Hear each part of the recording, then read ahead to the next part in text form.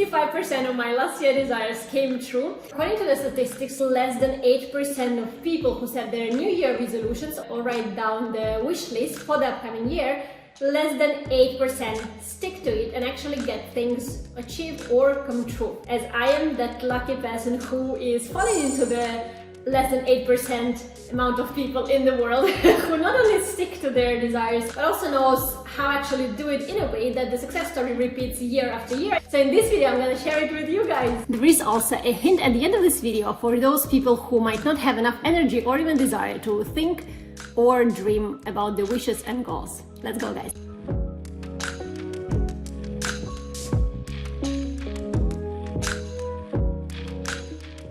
So the number one step that I actually do is define my dreams. As obvious as it may sound, you'll be surprised to know the majority of people don't know what do they want. And as a simple example, our human behavior is usually set up in a way that we know how to complain about things we don't like. So imagine there is a situation in your life or something happening that you don't really like. So we realize quite quick that we don't want it this way, we don't like it that way, and that actually upsets us, makes us hungry or whatever it does. But it's very crucial that you make a step forward and you actually define what is it that you want instead of that. Welcome to my channel, guys. My name is Julia. I am an Ukrainian expat living in Amsterdam. On this channel I'm sharing all the tips on the expat life in Amsterdam, about my traveling, and also my mindset and kind of tips on how to get to the happy living, which I am very much after myself. Welcome once again, and hit subscribe, where is it, to the channel if you want to see more videos like this. The next step is, and actually this one is my favorite, I am dreaming with no obstacles whatsoever, meaning that I am never thinking of, oh, this is going to be possible, this is not going to be possible, or I have money for this, I don't have money for that, or I'm qualified to do this, I'm not qualified to do this. So I'm treating this as a kind of, I'm going to the shopping mall and I'm picking from whichever shop, and whatever it is that attracts me, I'm just picking things regardless of whether I'm suited for that. Number 3, I ask 5 whys. It is actually funny because I used to work in a previous office where, not related anyhow to the dreams, I would ask my team always why. I actually really much apply that in my own life. So whenever I now picked everything from the around the world was available, and I was like, okay, that's everything that I want, that makes me excited, attracted, and that's what I want. So the 5 whys let me understand more whether or not this desire is mine. So for instance, I want a new car. Why? Why do I want a new car? Is my old one is not good enough? So the answer would be was probably, oh, I'd rather, you know, have a new one because it's kind of more pretty, more fancy, whatever. But why do you need more pretty, more fancy, more whatever else car? Because probably I just want to treat myself nicer. Maybe I just want a little bit more of a comfort. Where I might also want to position myself in a way to others that, you know, that kind of this car brings me more status or something. And then another why would be, but why do I want that status? What is it? What's why would I want it? And why do I think that the car will bring me that status? So sometimes this kind of 5 whys questioning will help you understand that this dream is not really your dream. So what you wanted instead of this car right now is actually not the car. You want recognition from others. So what happens every year when I write down the 100 desires is I look at my life holistically. I use the tool of the balance wheel, which probably life balance wheel, which you might have heard about. And I'm trying to equally split the desires across the areas. Why I'm doing so? Because I don't want my focus to be just overtaken by one area, like materialistic area, for instance, where I want a house, a car, and 1,000,000 other things to buy. For me to reach a higher level, let's say in my financial freedom or whatever, then I would need to be corresponding to that level with my other areas of life, which is the way it works. So far we've defined our dreams. We've allowed ourselves to dream as big as possible without limiting ourselves with the experience that we got until today. We also use the technique of 5 whys to every single desire of ours to identify whether or not the desire is really ours. And finally, we looked at the life holistically and we made sure that our desires are equally spread. So now, about time, we write them down. Once again, according to another research, it shows us that people who write down their desires are 40% more likely to achieve those desires at the end of the year. So please make sure that you do write them down. So once my desires are written down, and then I'm visualizing every single aspect of it. So that one actually takes me quite some time. So what I'm trying to do is I'm trying to use my all senses of my body to imagine how will I feel, what will I wear, what will I smell, what will I touch probably, when that dream comes true. So that allows me to kind of set my reality, set my energy, vibrations, and kind of the frequency of the magnetic pole that I'm having around myself. Quantum physics, guys, don't mention.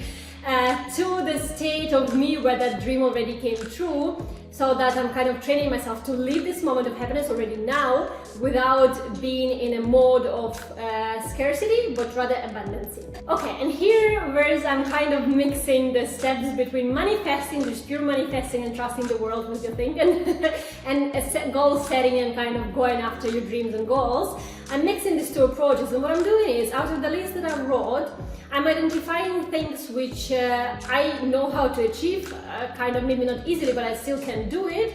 And I don't know, like let's have an example of writing a book. So for me to write a book, I need to, well, start writing a book, right? So then I'm kind of taking this goal of, or like a dream, my book is published, right? I'm taking and I'm cropping it down to a smaller step. So maybe, I don't know, like in next month I need to write 2 chapters, maybe by summer this year I'll have 10 chapters complete, and then by December next year I hope to have I don't know, the release of this book.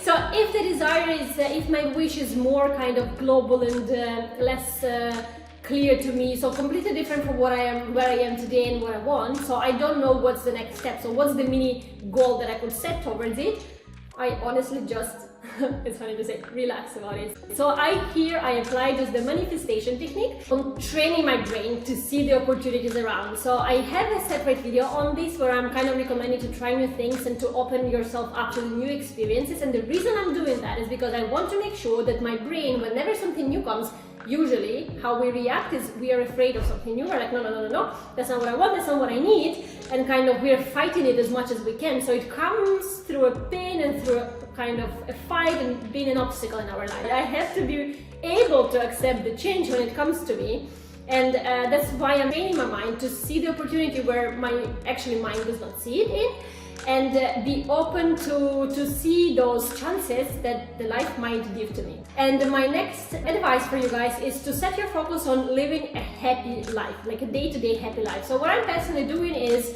I am really focusing on a self-love, on a self-care, on asking myself what is it that will make me happy, little things I mean here, so not the desires, not the major kind of life changes, but so that type of things I am choosing to get myself always what I want. And that gradually also allows me to be generating the vibrations, the energy, the feel. Even when I'm talking to you, you feel that you are talking to someone who's very energized, very happy probably, because people feel each other and you can sense the type of a person I am. So that's exactly what helps me to be that type of a person. I am focusing a lot on myself, on making sure that I'm happy, and on making sure that every day today that I'm living is better than the previous one. Okay, the last one, and this one is the most recent that I'm actually doing, and another video is gonna come up on it. I am meditating, and I want to share a video of me meditating for the 30 days in a row. How did they change my life? But actually the impact is massive. So what meditation helps you with is you can program yourself to do all the things that I've just talked about. Find a way to relax your brain. We find a way to slow down our brain and just try to feel it with the heart. I am sticking to healthy habits, so every single like unhealthy food, alcohol, that's things that are draining your energy. My ways of doing it and helping my brain calm down. All you need is to enjoy yourself, enjoy your day to day, enjoy your precious time that is given to you in this life.